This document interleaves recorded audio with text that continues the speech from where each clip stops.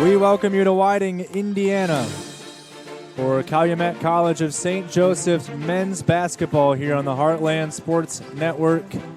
I'm Kyle Mathas. Welcome to the broadcast here as the Judson Eagles come to town to take on the Calumet Crimson Wave. We already had one game in the books. Judson's women's team was able to get the job done and get the win over Calumet to get things started on the right note for the Eagles, but the men's team are trying to get things going after they haven't won a game yet this season in the conference. 0-6 up to this point, and Calumet is 2-4 in the conference, 5-7 overall. Judson 3-11. You know, Judson's played some good teams. They lost at Viterbo and IUN. They also lost at 7th-ranked Bethel University from Indiana. And Calumet, meanwhile, after being on a 5-game win streak, lost to both Governor State, and they just lost an overtime thriller on Saturday against IU South Bend. A lot of storylines coming up in this game. Judson looking for their first win. Calumet looking to bounce back on a 2-game losing streak. We also have some former teammates going head-to-head in this matchup, and a former Crimson Wave player will be playing for Judson on the other side of the ball today. We'll have all that and tip-off next on the Heartland Sports Network. We welcome you back to Whiting. It's time for our starting lineups brought to you by Calumet College of St. Joseph, a place where you belong. Start with the Judson Eagles, who come into this game at a 3-11 record, 0-6 in conference play. They'll be led by number 5, Dayton Hoover, the sophomore from Brookston, Indiana. Number 10, Brunson Bartouche, the junior from Elk Grove Village, Illinois, went to Elk Grove High School. We'll get the start as well. Number 11, Hunter Duncan, the junior transfer from Odessa College in Kansas. We'll get the start as well. Number 13, Faja Kukul. We'll get the start as well. The junior from Lakeland College. He's from Bosnia and Herzegovina. More on that in a minute. And number 22, Luke Stoddard. We'll get the start from Crown Point, Indiana. He's a sophomore. He'll get the start for Judson. E.J. Reese, number 35, is the leading scorer this season for Judson, and he was a former player at Calumet College of St. Joseph's last season and the season before. Meanwhile, for Calumet, Cooper Aiken, the transfer from the state of Washington, gets the start in this game. He has been good at moving the ball around and playing defense this season. Kyron Dock, one of the best players in the conference this season. All around the board, the junior from Rockford, Illinois, gets the start as well. Malik Petty, the leading scorer on this team, will get the start, number 4. And then number 11, Tylen Tolliver, coming off of his career-high performance on Saturday against IU South Bend, where he had 26 points, will start. And J. Caleb Slowinski, the graduate student from Chicago, will get the start as well. He's in contention for CCAC All-Conference at the end of this season. Well, we have an interesting development here for CCSJ and for Judson. J. Caleb Slowinski, David Robinson, who of course injured himself earlier in the season with an ACL injury, and Fernando Perez, who is on Judson. He'll be coming off the bench today. They were all teammates at Waubonsee Community College in 2022-23. All 3 of them were on the same team. Robinson averaged 12.5 points per game. Perez averaged 14.5 for Waubonsee that season, or in the 2023-24 season.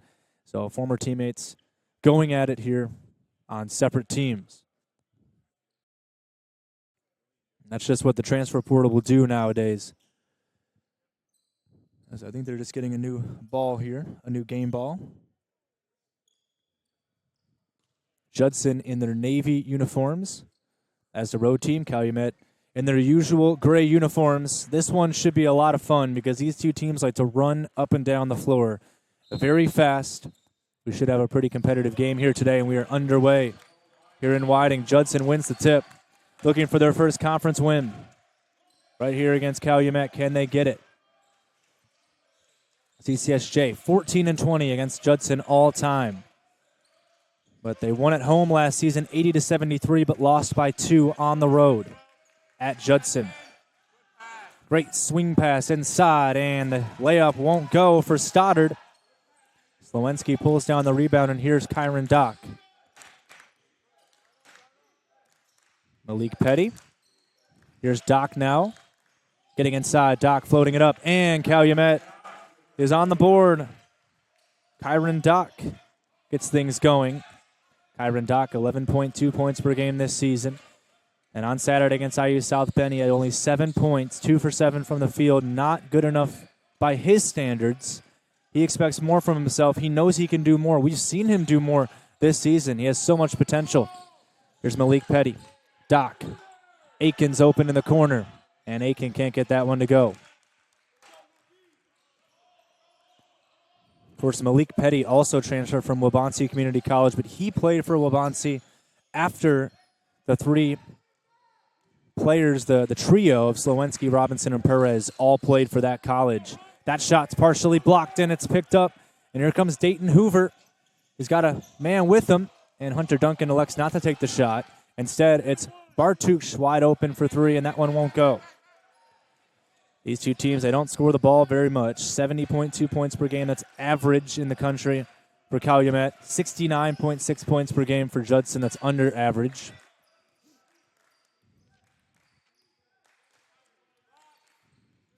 Here's Doc.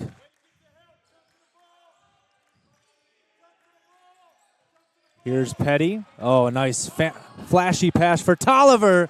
And Tylen Tolliver is right back to where he left off on Saturday after his career-high performance of 26 points. He's got a three-pointer right off the bat here. Great pass inside. Doc defending underneath. And a foul plus the basket for Dayton Hoover.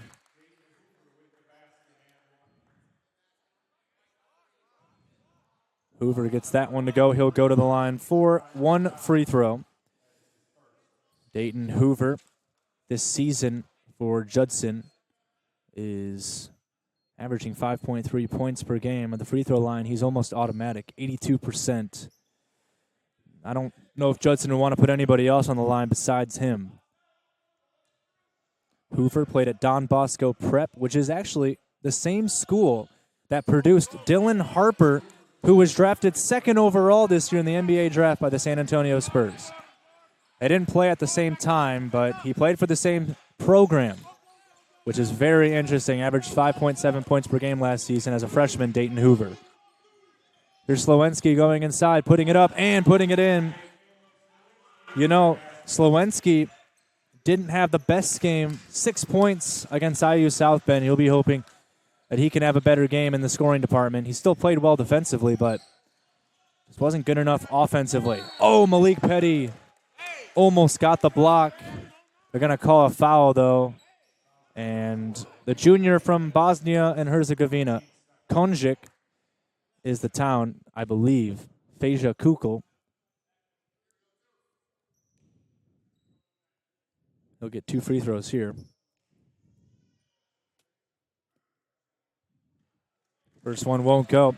Kukul transferred from Lakeland College after he played for one of the top clubs in his home country of Bosnia and Herzegovina, KK Agokia Aleksandrovics. I don't know if I pronounced that right, but I tried. He also played for Fenerbahce, and he played for Podgorica in his home country. Went to Oklahoma Panhandle State, then went to Lakeland College, and now he's here at Judson. Malik Petty doubled up at the half-court line. It's stolen by Judson. Outlet pass ahead, and look at the effort by Tolliver. That's going to be out of bounds, so it'll stay here. There's been a couple opportunities where Hunter Duncan, the junior from Evanston, Illinois, has had a chance to go up with layups, but he hasn't.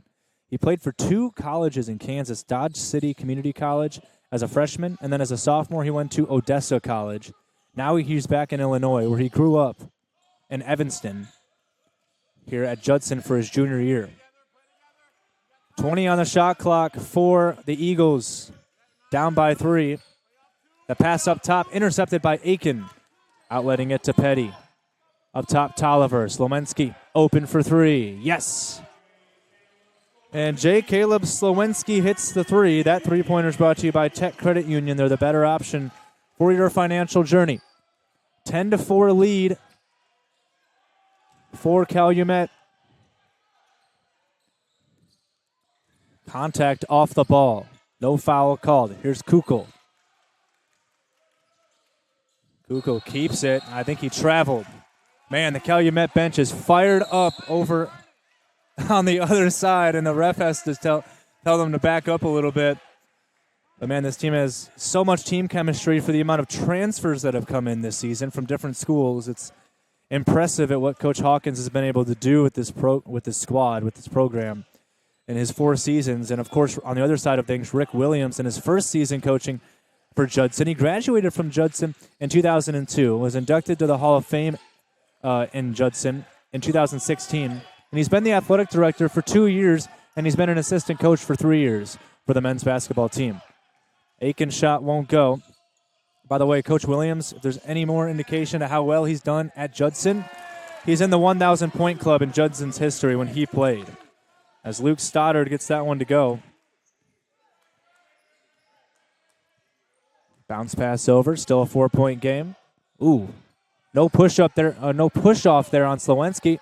Instead, Doc is open. Elects to take it in himself. Oh, the finger roll didn't quite go. Outlet pass ahead to Kukul. Give it up. 3-pointer on the way. Hunter Duncan can't get that one to go. Hunter Duncan averaging 12.2 points per game. That's second on the team in scoring. He's a scorer, that's for sure. And going inside, we got a foul here on Brunson Bartouche. Bartouche from Elk Grove Village, Illinois. But here is Tylen Tolliver with 2 free throws coming up here. And Tylen, or Ty, as they call him, from Tinley Park, Illinois. Initially went to the College of DuPage, then went to Waubonsee last season. Did not play the first 2 games of the season due to injury. And he received CCAC Offensive Player of the Week nominations this week after his great performance against IU South Bend. This trip to the free throw line brought to you by IU Northwest, your future, your IU. Kyle Mathas here in Whiting. 10-6 lead for Calumet. Almost 5 minutes into the opening half. And he goes 1 for 2. Well, Ramin Hinton in his second game at Calumet. And Quindarius Davis, the football star, coming into the game for the Crimson Wave. And Ramin Hinton, 8 points in his Calumet debut on Saturday against IU South Bend. Looking to have quite the game here. Pump fake here. Driving inside is Duncan, getting to his sweet spot. That floater won't go. Rebounded by Hinton, who did a great job in rebounding with 7 on Saturday. Slowinski pump fakes, goes inside, puts up the shot, and fouled, no call. Or excuse me, not fouled, no bucket. All right, under 5 or under 15 timeout. We are over 5.5 into the first half, and Calumet up 11-6 with Slowinski heading to the line for 2 free throws when we return.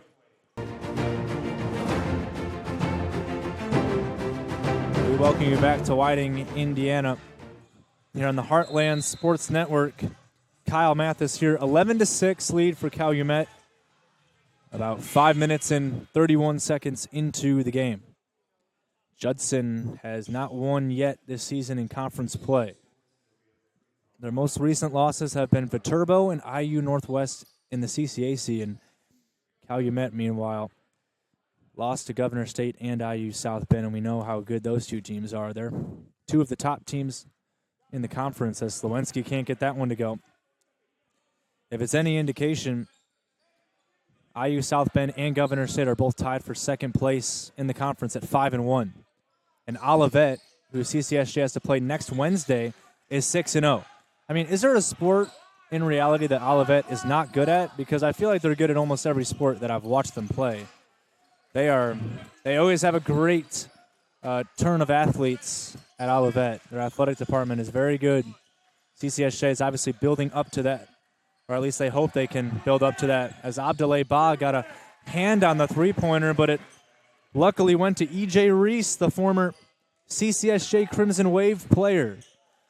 Now, Reese mostly played JV in his first 2 seasons with Calumet, but he has been a focal point here for Judson in his first season with the Eagles. Here he is again. E.J. Reese going inside, floating it up. Can't get that one to go, tipped out. Taken to Reese. Swinging around, 3-pointer on the way. Short from Kukul. Offensive rebound blocked by Ramin Hinton.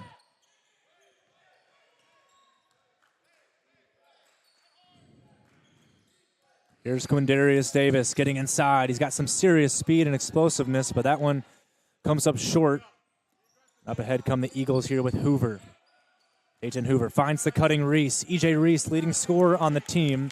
Can't get that one to go. E.J. Reese had 20 points in the loss against IUN on Saturday. Abdoulaye Ba looked like he wanted to go in for a dunk on that play. Elected to take the layup, and he's fouled. He'll go to the line for 2. And, I wasn't lying when I said this game was going to be fast-paced. Extremely fast-paced. He seems like to run the floor. Here's Ba. First free throw won't go. Calumet has struggled this season from the free throw line. 61% from the charity stripe this year. That's worst in the conference.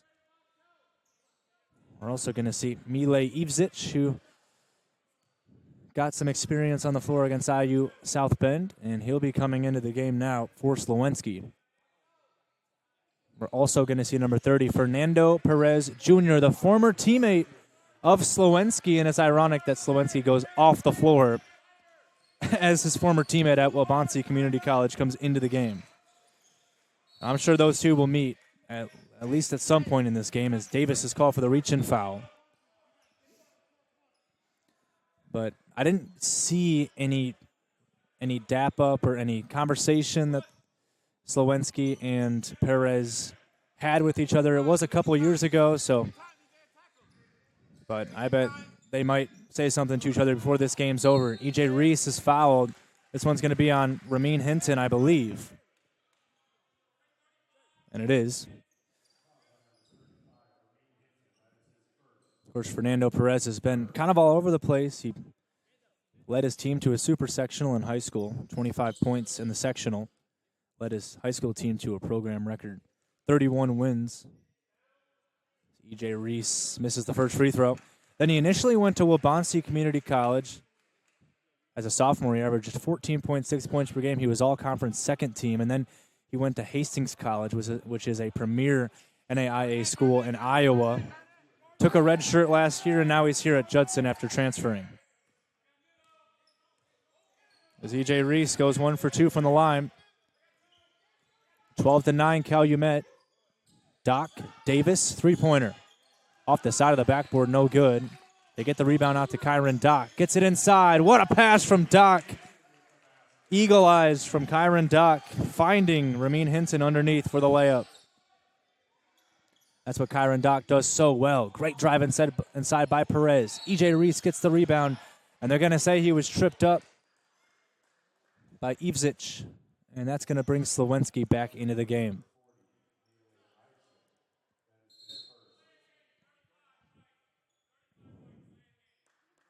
Wow.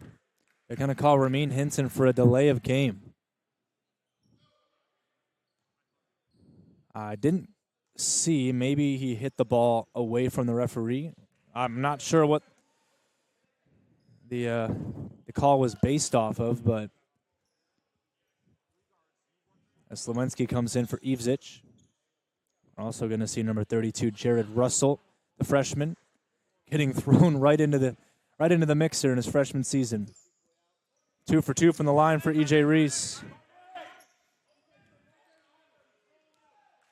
So we might be zone defense here. We are in zone defense for Judson. Oh, wow, a three-pointer. Ramin Hinton, and this is why they brought in Hinton, because they know what he can do. And Ramin Hinton hits the shot. 5 points so far in this game. He had 8 in his Calumet debut. What a pass inside to Perez. Getting it back up top, driving it inside. It's Bartouche. Won't get it to go, and Abdoulaye Ba gets the rebound. He came down awkwardly. He looks to be okay. Quindarius Davis drives it inside, kicks it back up to Hinton. 2 for $1. Yes, sir! Ramin Hinton is on fire to open up the game. He's got 8 points for Calumet out of their 20 points to get the game underway. Three-pointer from the corner. That one was partially deflected by Kyron Doc on the attempt from Russell. Here's Davis. Hinton. Oh, not three. Surely not three in a row, and he's got three in a row. Well, Judson needs to get the ball out of his hands because Ramin Hinton is on fire after getting that delay of game call. He's got 11 points. Getting it inside. Perez Jr., nice move. Slashes through the defense. Remember how much experience Perez Jr. has. He's a junior, but he's played college ball 3 years with that redshirt season. And you can tell how much Judson is face guarding Hinton now. Hinton. 10 on the shot clock for Calumet. Slowinski. Defended by his former teammate. It's got to be Kyron Dock with 2 seconds. Short on the shot. And look at Quindarius Davis flying in for the rebound. And he's left open for three. And Calumet is on fire from three to open up the game. 26 points in 10 minutes for the Crimson Wave. Perez Jr. kicks it underneath. Doc tries to steal it, and Doc almost gets to steal it. Comes around for a minute. Here comes Davis. Inside, and we're going to get a foul here. Foul called on Kukul. Excuse me, that's going to be on Bartouche. Well, what a start for Calumet. They are on fire from three, and they have a 13-point lead over Judson halfway through the first quarter. We welcome you back 10 minutes and 14 seconds into the game. Man, what a start it's been for Calumet. 3 turnovers apiece, but you know what? Calumet is out-rebounding Judson by 3, and they're shooting the three ball significantly better. 6 for 10 from 3 for Calumet, 60%, and Judson 0 for 7. To start the game. You cannot have that happen and expect to still be in the game early. Luckily for Judson's sake, there's still a lot of time left in this game. And you got a full you got pretty much a full 30 minutes left in this game. Quindarius Davis got fouled in the act of shooting, so he's going to have 2 free throws here.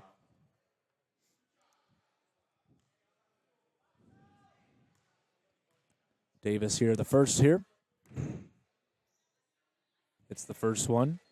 And you got to admit, Calumet, they had a rough start to the season, and it's because they were missing some of their key players. They didn't get Quindarius Davis from football until a couple games deep.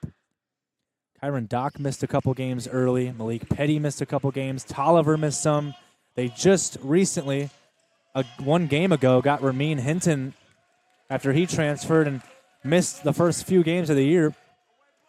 You can tell with this team fully healthy and with all their players ready to go, they are a force to be reckoned with. Here's Hunter Duncan. Look at the defense by Slowinski. My goodness. Quick feet for Slowinski. Get it inside to Reese. Oh, what a move. E.J. Reese with a nice layup. If Calumet really, they're doing a great job, but one of the factors that they need to do about winning this game is winning in the trenches against E.J. Reese. They need to limit him down in the paint. And Slowinski comes right back, and Reese is called for a foul, which is going to be his first. So I think maybe a little bit of a saving grace for Calumet would be getting Reese into foul trouble early, seeing what they can do with him on the bench. Tolliver back up top to Davis.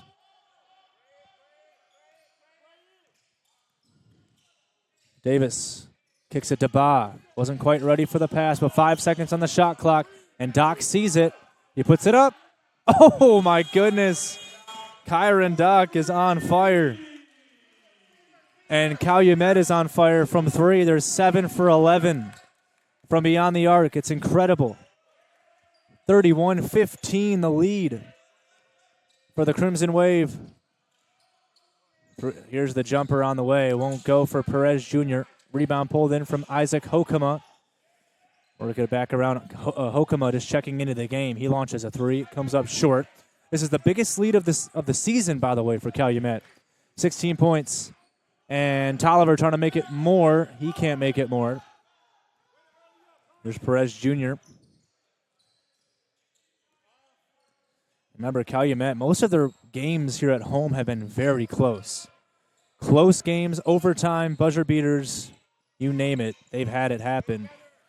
Maybe they're not used to a blowout like this early. That shot won't go, rebounded by Slawinski.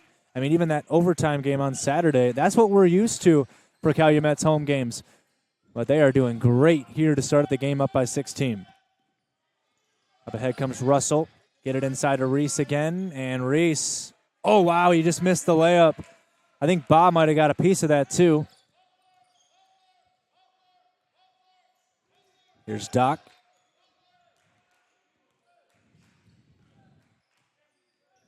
Bounce pass to Slawinski, defended by Perez Jr. And Slawinski gets into his sweet spot, puts in the shot. He's got 8 early points, Slawinski. Here's Perez Jr. trying to answer, and he does quickly.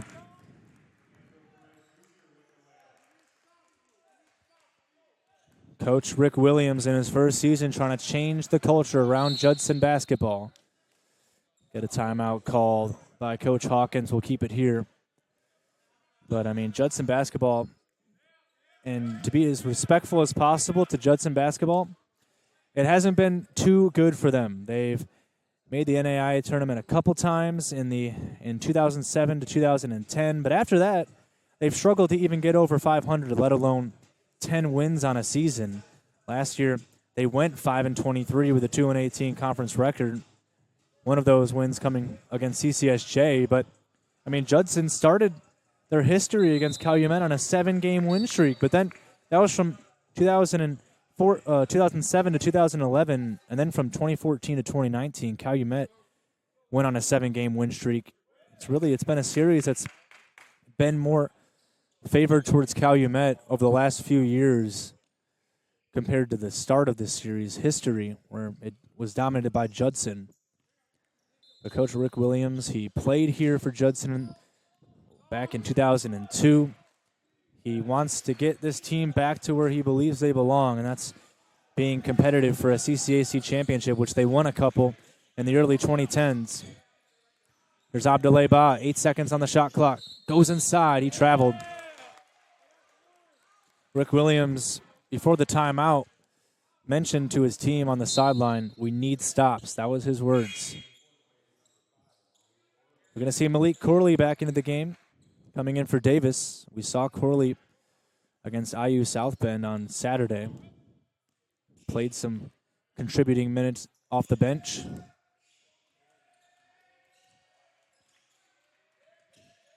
Oh, what a steal by Kyron Dock. Is he going to dunk it? Oh, he doesn't need a dunk. He gets an and one instead. Kyron Dock. Oh, and he gets a technical for what he said after the play. Kyron Dock hit the and one, and then he had some words for Hunter Duncan, and he gets a technical foul for it.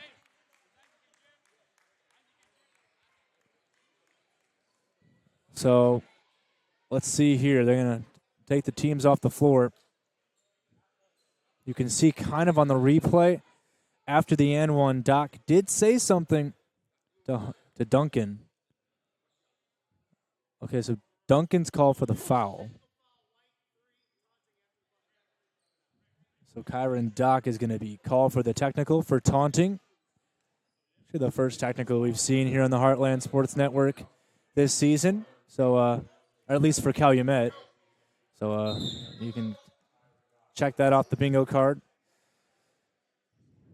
But I can understand the emotions for Doc. They've been playing so well to start the game, and he gets a good and one. So it's going to be Jared Russell, the freshman. He's going to get 2 shots here, makes the first one. I mean, you can't get mad at Doc, but plays like that might just bring a team back into the game, might just spark a little bit of life for them when they're trailing by this many points. Well, Kyron Dock, 2 for 2, by the way, for the line for Jared Russell, if the camera didn't catch that. Kyron Dock now is going to get 1 free throw, try to convert the 3-point play. So the score is 35-19. Calumet in the lead, 6:14 to play in the half. And that's The three-point play converted by Doc, and then a little bit of extra after the play. Hinton is going to be called for the foul off the ball on the rebound. So for Hinton, that's his second. He might need to come out of the game. The last thing they want to have would be a player like Ramin Hinton getting in foul trouble. So Cooper Aiken is back in.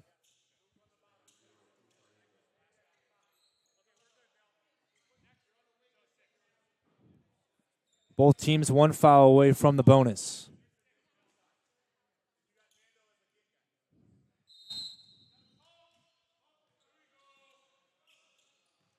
So back in the game now is Phasia Kukul.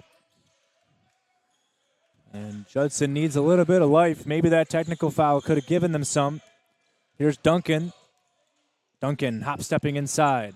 Trapped, kicks it over. Here's a chance inside for Kukul. Kicks it back out. Perez Jr. Short jumper won't go. You know, Rick Williams liked that. It was good ball movement. Just the final shot did not go.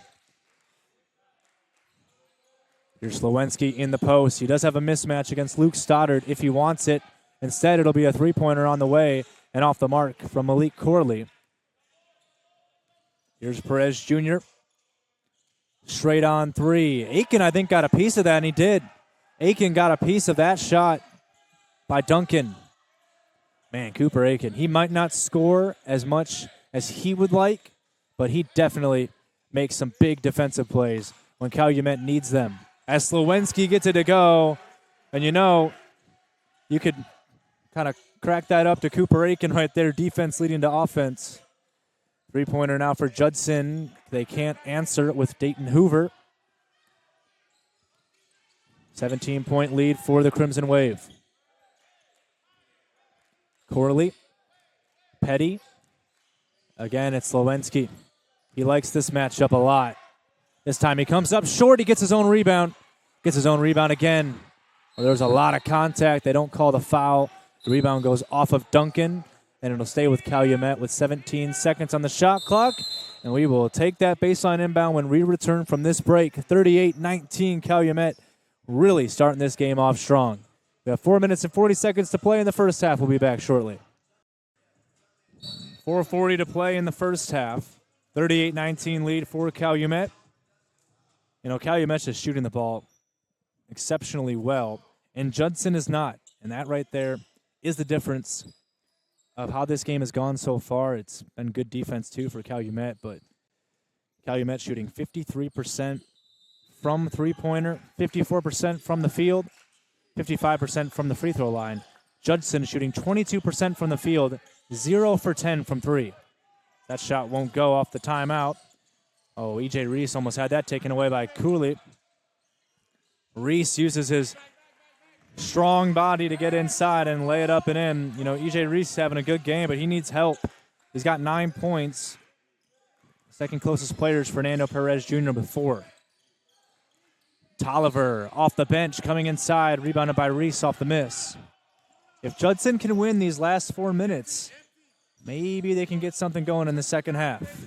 Oh, what a move by Fernando Perez. Shifty to the rim.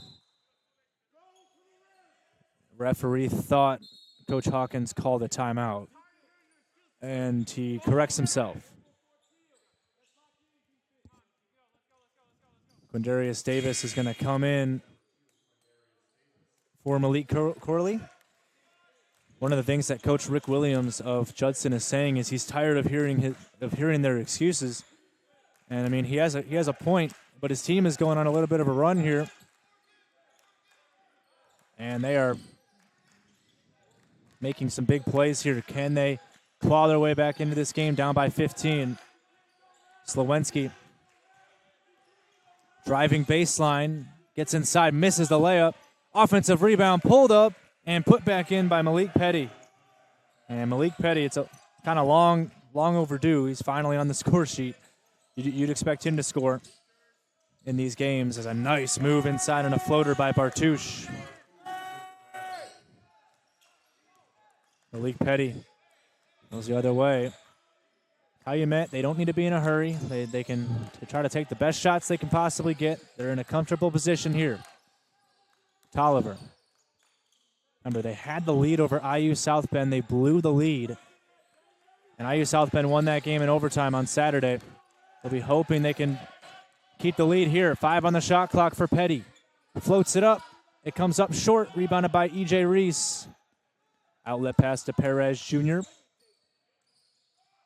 Oh, what a pass inside. And here's Dayton Hoover. What a pass on the cut by Kukul. Well, we have a ball game again. It was 18 points at one point, the lead for Calumet. All of a sudden, it's only 13. It feels like a lot, but it really isn't, the way Judson's been scoring in the last 3 minutes. Aiken.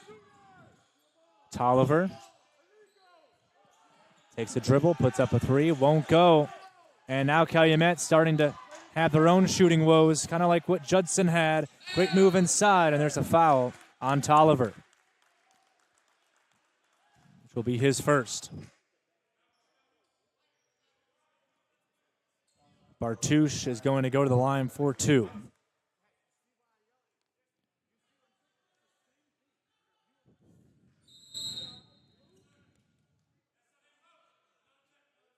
Another technical foul. I think it's going to go on Tolliver. I think it's something that he said. 2 technical fouls in the game on Calumet. Man, this is really bringing them back into the game. Judson, slowly but surely, they're clawing their way back in this one.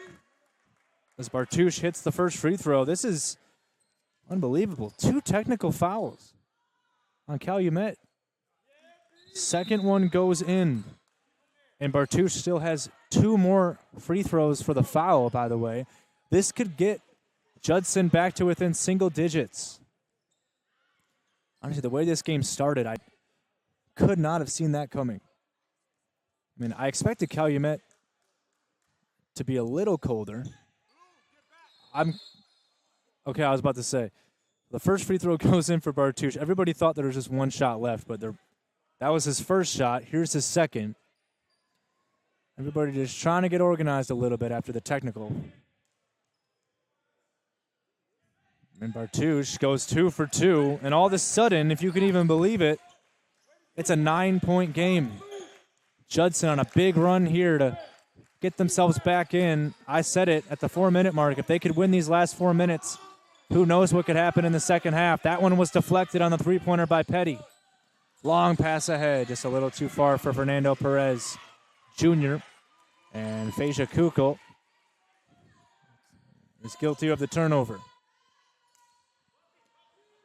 Judson in the bonus, by the way, but it would be a 1-and-1.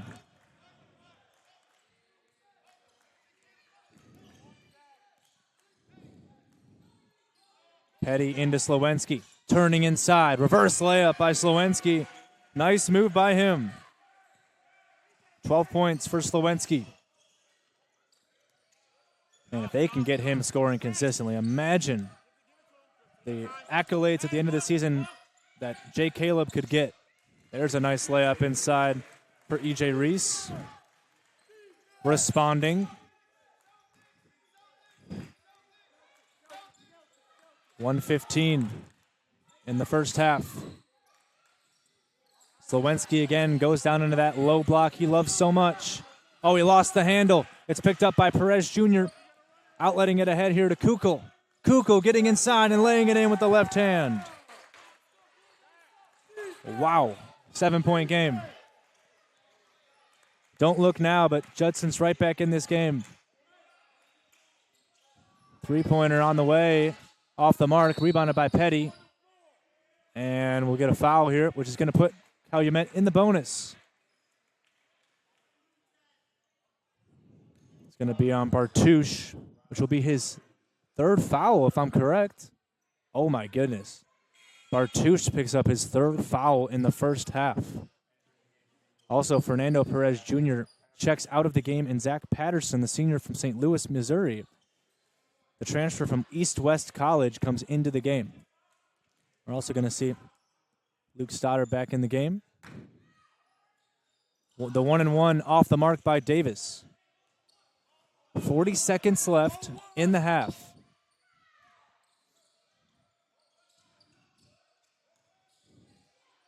Here's Kukul. Oh, Kukul with a spin move. Oh, Kukul put him in the spin cycle. My goodness.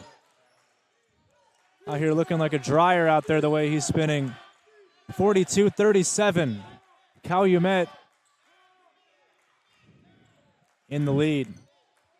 No shot clock for the Crimson Wave with 10 seconds in the half. Here's Hinton.